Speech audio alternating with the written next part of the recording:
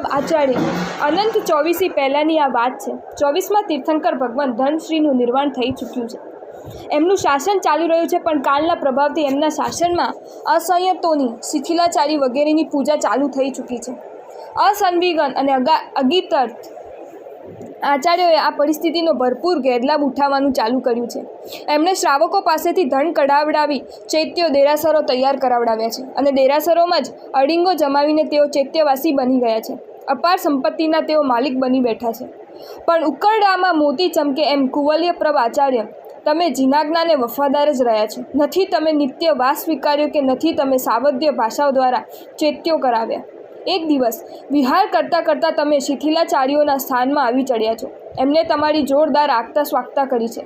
થોડોક સમય વિશ્રામ કરી લઈને જેવી તમે ત્યાંથી વિહાર કરવાની તૈયાર કરી છે, એ શિથિલાચાર્યોએ તમને વિનંતી કરી છે, તમે જો અહીં ચોમાસું કરો તો તમારા પ્રભાવથી અત્રે એક નવું દેરાસર થઈ જાય। તમે એમને જરાય ગભરાય વિના સ્પષ્ટ ભાષામાં જવાબ આપી દીધો છે કે આ કામ દેરાસર સંબંધી છે એટલે સારું છે, પણ મારા તમારા માટે સાવધ્ય પાપ છે, માટે હું વચન માત્રથી પણ આ બોલવા તૈયાર નથી કે શ્રાવકો તમે દેરાસર બંધાવો। સામે બધા જ ચૈત્યવાસીઓ હતા, એમના ભક્તો હતા, છતાં કોઈની પણ શરમમાં તણાય વિના તમે જે સસૂત્ર પ્રરૂપણા કરી છે, જીનાજ્ઞાની વફાદારી જાળવી છે, અને એના પ્રતાપે તમે ત્યાં ને ત્યાં જ તીર્થંકર નામકરમનો બંધ કર્યો છે। પણ એ ભેગા થયેલા ચૈત્યવાસી આચાર્ય દિને તો તમારી આ પ્રરૂપણાને ઝાલ લગાડી દીધી છે। તમારી ઠેકડી ઉડાડતા તેઓ એટલું જ બોલ્યા છે કે દેરાસરમાં પણ તમે જો સાવધ્ય જ દેખાય છે તો તમારું નામ સાવધ્યાચાર્ય જ રાખવું જોઈએ। તમારું સાવધ્યાચાર્ય નામ ચારેય બાજુ પ્રસિદ્ધ થવા લાગ્યું છે। તમારી સર્વત્ર નિંદા પણ થવા લાગી છે, પણ તમે જીનાજ્ઞા પ્રત્યેની તમારી વફાદારી પકડી જ રાખી છે। આ બાજુ કેટલાક કાળ પસાર થયા બાદ ચૈત્યવાસીઓ વચ્ચે જ આગામી પદાર્થોમાં મોટો વિવિધ ઉત્પન્ન થયો છે, અને એનો નિવેડો લાવવાની જવાબદારી તમારા શિરે નખાઈ છે।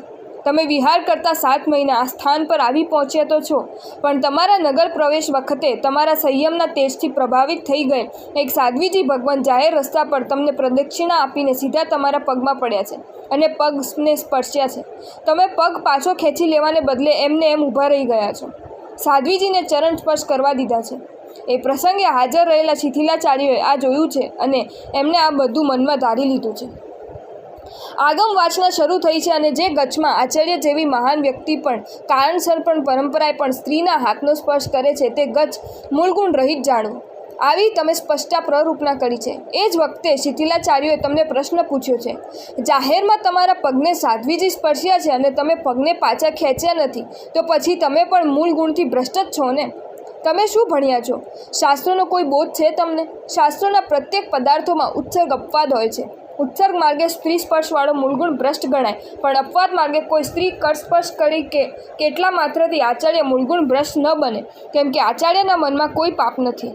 તમે આ ઉત્સૂત્ર પ્રરૂપણા કરવા દ્વારા શિથિલાચાર્યોની બોલતી તો બંધ કરી દીધી છે, પણ ઉત્સૂત્ર પ્રરૂપણાના આ પાપે તમે તીર્થંકર નામકરણનો નાશ કરીને અનંત સંસારનું ઉપાર્જન કરી બેઠા છો। પ્રભુ, સર્પના મુખમાં હાથ નાખવાનું જોખમ ઉઠાવનાર તો કદાચ એક જ જીવનથી હાથ ધોઈ નાખે છે, પણ ઉત્સૂત્ર પ્રરૂપણાનું પાપ કરી બેસનાર તો પોતાના આત્માના જન્મો જન્મ બરબાદ કરી બેસે છે। આ સત્ય સદાય મારા સ્મૃતિ પથમાં રહે એવી મજબૂત યાદદાસ્ત તું મને આપીને જ રહેજે।